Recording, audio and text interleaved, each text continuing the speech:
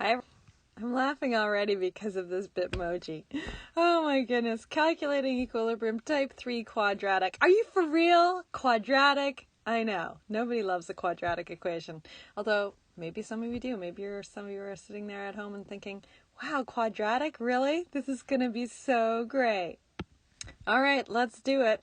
So, example number 1, if we've got 0.5 moles of N2O4 placed into a 1 liter container at 1500 degrees Celsius, what will be the concentrations of N2O4 and NO2 at equilibrium? K has been given as 4.50. As per usual, if I'm calculating equilibrium, I'm starting with my ice table. So that's the setup, and then I'm using my word problem to get numbers for the I part of the ice table. So it tells me that I start with 0.50 moles in a 1 liter container, which when I convert is just 0.50 moles per liter. It doesn't say anything about NO2, so there's the 0. Once I've got a 0, I know that's easy to work with. I always shift towards the 0. So minus 1x according to my coefficients, plus 2x according to my coefficients. I plus c makes e. And now we're set to go. Just like in type 2, I'm now going to use my k to help me in this next section. So I'm going to set up a generic k equation first to try to make sure I don't make any mistakes. So products, coefficients become exponents over reactants, N2O4. Now I'm going to substitute, so I can use the k value, so 4.50, and I'm going to use the e part of the ice table, of course, because k is always at equilibrium, so 2x squared, and in the bottom 0.50 minus x.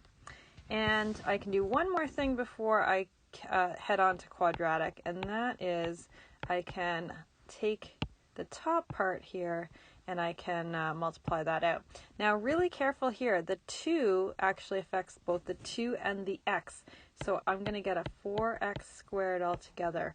I often have mistakes in that particular area. As a reminder, here's what the quadratic equation looks like. You're probably having nightmares if you're like me. So the first part is how we have to structure all the numbers from the k equation. So we need to put it into the form of ax squared plus bx plus c equals 0. Once we've done that, we're going to substitute a, b, and c into the quadratic formula, which you can see over to the right.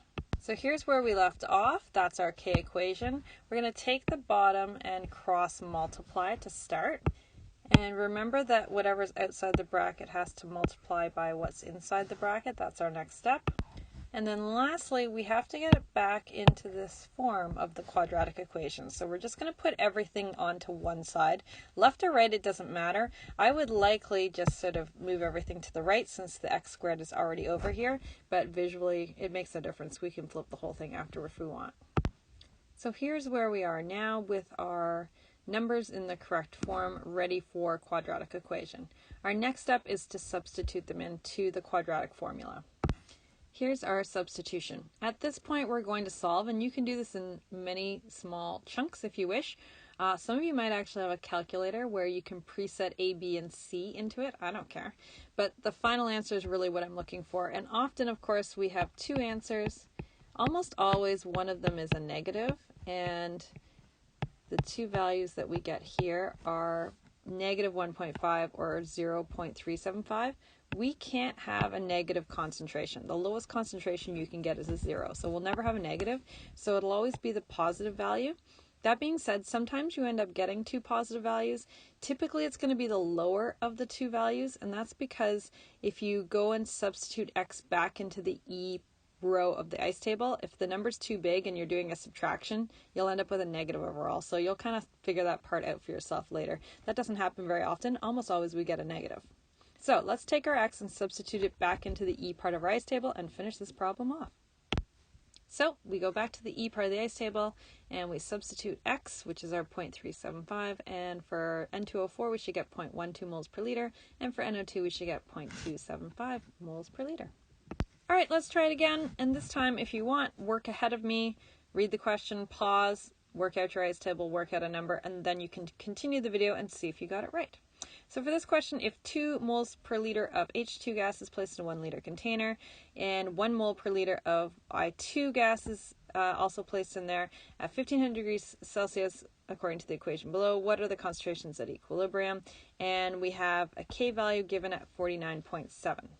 So we're setting up our ice table. H2 plus I2 is in equilibrium with 2HI, and we have 2.0 moles per liter given for H2, according to the word problem, and 1.0 moles per liter of the I2, and no HI. Again, that's all we need from the word problem to figure out the rest of the ice table. We have a 0, so we have to shift to the right. So minus 1x plus 2x, and then I plus C equals E. And then we are setting up our K. So K was given, and it is 49.7. So just like the last time, I'm going to set up a generic K first, then I'm going to substitute. That tends to make sure we don't have any issues. So our generic K is HI squared on the top and H2 and I2 on the bottom.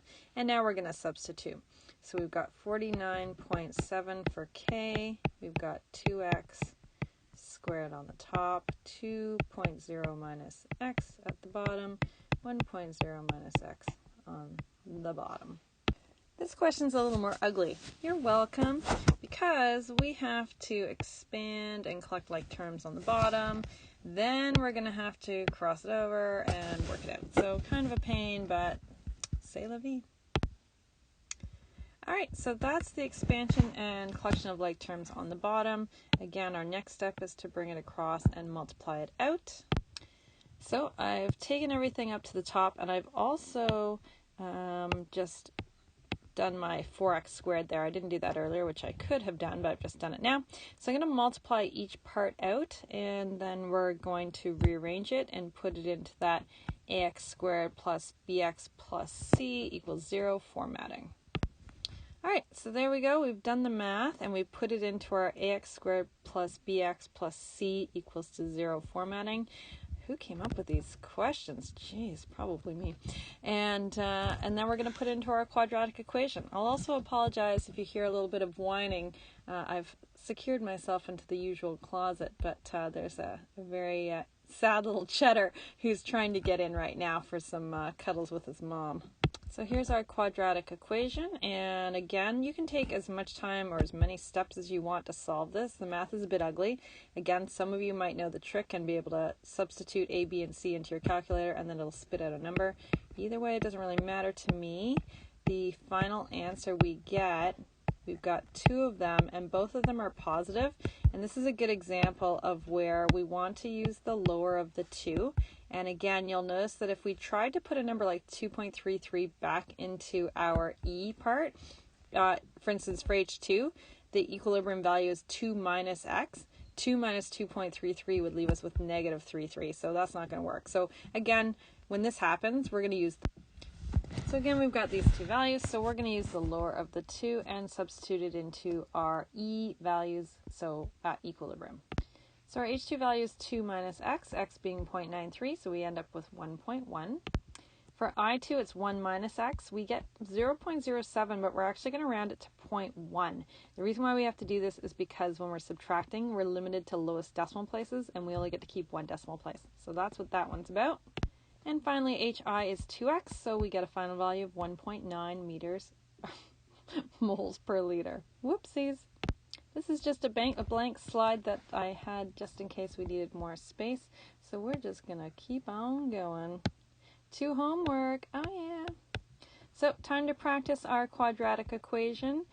We have one more way of working out equilibrium values. I know you're pretty excited. There's 4 types altogether. And the last type actually simplifies the math. So if you're not a big mathy, this is a pretty intense math lesson because we have a lot of quadratics. It's kind of mathy. But the next one actually simplifies the math. So look forward to that.